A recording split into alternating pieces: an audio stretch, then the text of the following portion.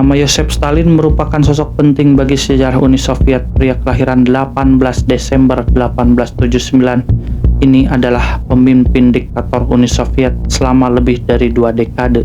Sosok Yosef Stalin bagi Uni Soviet sangat penting perannya sebab di bawah kepemimpinannya Uni Soviet menjadi kekuatan besar dunia. Yosef berasal dari latar belakang keluarga yang sederhana. Ayahnya merupakan seorang tukang sepatu, sedangkan ibunya adalah seorang buruh cuci. Darah kediktatorannya tidak bisa dilepaskan dari pengalaman masa kecilnya. Semasa kecil, Yosef kerap menerima cemoohan karena kondisi fisiknya yang lemah dan cacat, tepatnya bagian lengan kirinya. Yosef menempuh pendidikan dasarnya di sebuah sekolah gereja di tempat kelahirannya. Pada 1894, Yosef memperoleh beasiswa di Seminari Teologis Titlis. Namun masa sekolahnya di seminari tidak berlangsung lama. 5 tahun kemudian, tepatnya pada 1899, Yosef memutuskan untuk keluar. Pada 1895, Yosef memutuskan untuk bergabung dalam sebuah organisasi rahasia yang mendukung kemerdekaan Georgia dan dari Rusia bernama Missemi Desi. Keaktifannya di organisasi mengantarkannya berkenalan dengan tulisan kiri seperti karya-karya milik Karl Marx dan Vladimir Lenin. Selain itu, Yosef juga bekerja sampingan sebagai juru tulis di Observatorium Tiflis. Puncaknya, Yosef bergabung di Partai Buruh Sosial Demokrat untuk gerakan revolusioner. Bagi gerakan buruh, Yosef berperan penting dalam mengadakan pertemuan, penerbitan selebaran, dan pengorganisasian pemogokan dan demonstrasi. Beberapa kali Yosef menjadi buronan polisi karena dianggap sebagai dalang pemogokan para kaum buruh di pekerja besar-besaran. Prestasi terpenting Stalin adalah industrisasi negara yang ketika ia mengambil alih kendali penuh pada tahun 1928 masih sangat tertinggal dibandingkan dengan negara-negara industri terkemuka di dunia.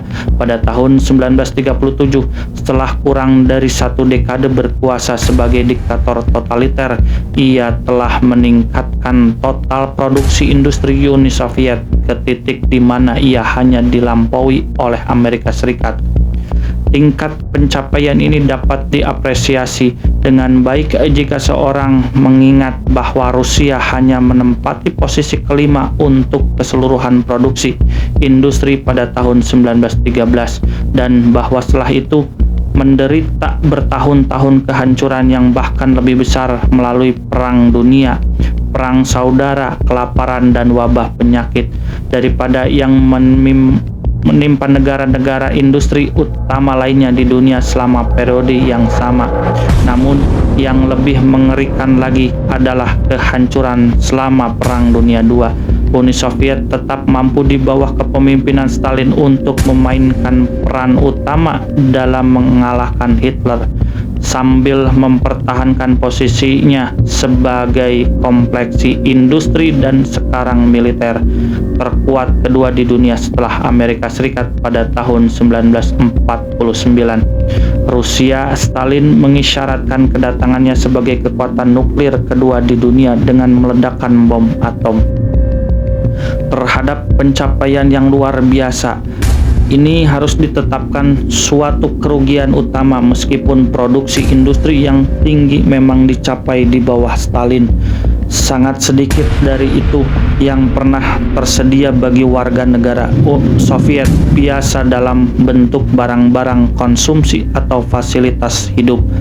Sebagian besar kekayaan nasional proporsi yang sama sekali tidak tertandingi dalam sejarah negara kapitalis masa damai manapun diambil alih oleh negara untuk menutupi kekurangan militer, aparat kepolisian, dan industri lebih lanjut.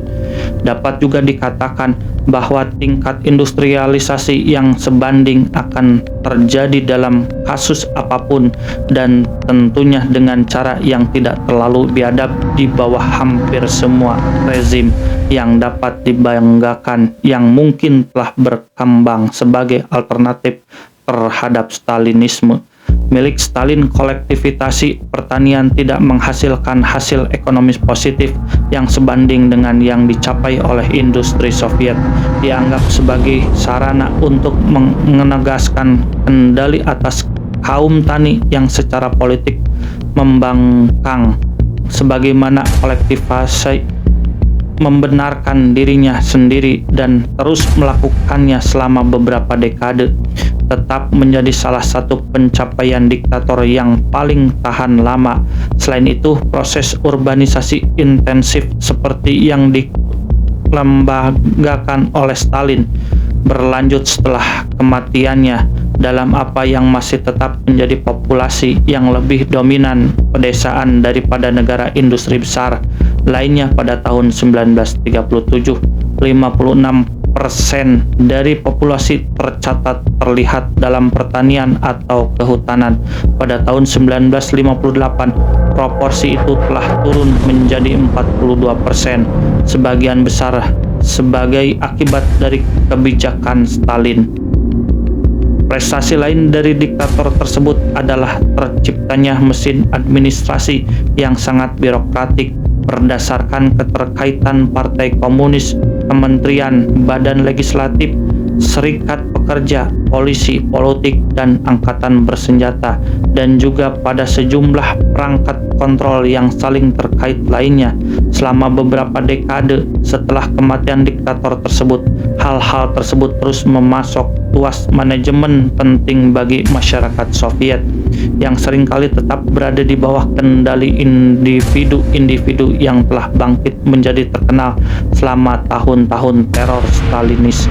Namun, unsur kediktatoran pribadi yang total tidak bertahan lama.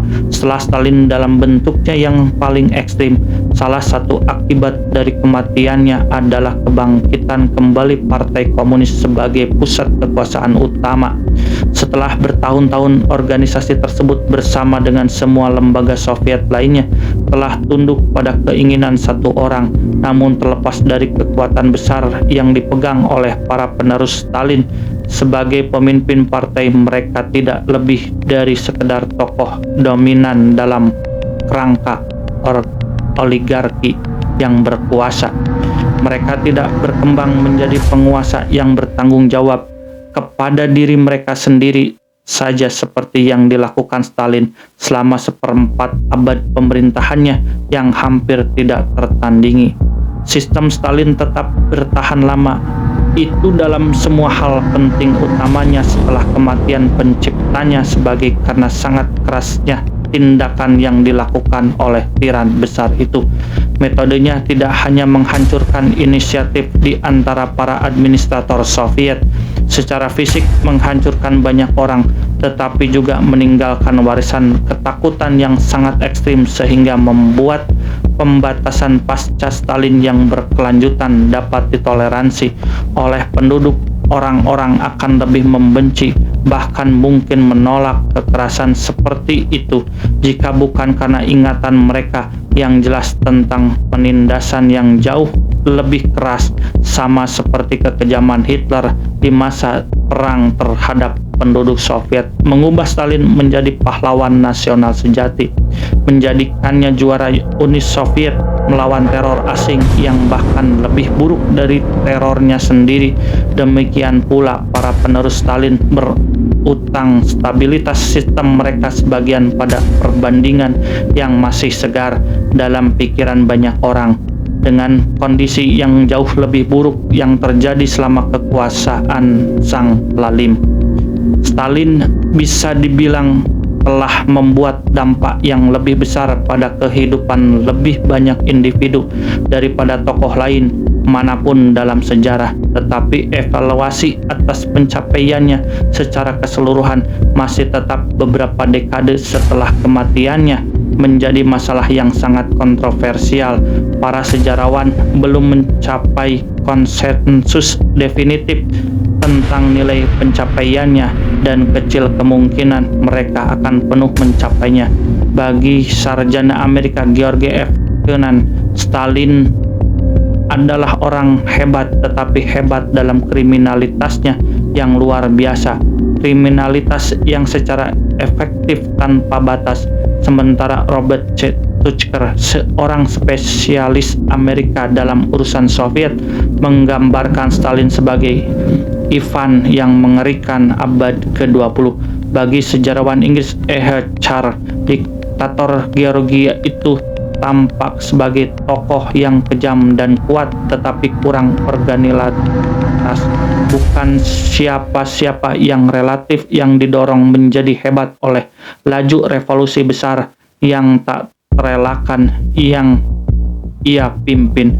Bagi mendiang Isaac Herzog, penulis biografi Trotsky dan Stalin yang seperti Kant secara umum menerima versi Trotsky tentang Stalin sebagai tokoh yang agak biasa-biasa saja. Stalin merupakan elemen yang sangat menyimpang dalam revolusi Marxisme. Baik Herzog maupun Kant tidak menganggap catatan Stalin yang benar-benar mengerikan cukup mengesankan untuk menimbulkan keragaman tentang nilai akhir dari pencapaian bersejarah revolusi Oktober Rusia. Pandangan seperti itu dapat ditambahkan dengan anggapan bahwa Stalin sama sekali bukan orang yang biasa-biasa saja, melainkan orang yang memiliki bakat luar biasa dalam melampaui segalanya. Akan tetapi kecemerlangannya yang istimewa, terspesialisasi secara sempit dan terbatas dalam satu area penting, manipulasi politik kreatif di mana ia tetap tak tertandingi. Stalin adalah orang pertama yang menyadari potensi kekuatan birokrasi, sementara para pemimpin Bolshevik lainnya masih takut revolusi mereka dikhianati oleh seorang militer. Kemampuan politik Stalin melampaui taktik karena ia mampu mengeluarkan kekuatan sosial yang besar, baik untuk memenuhi tujuan ekonominya maupun untuk memperluas kekuatan pribadinya.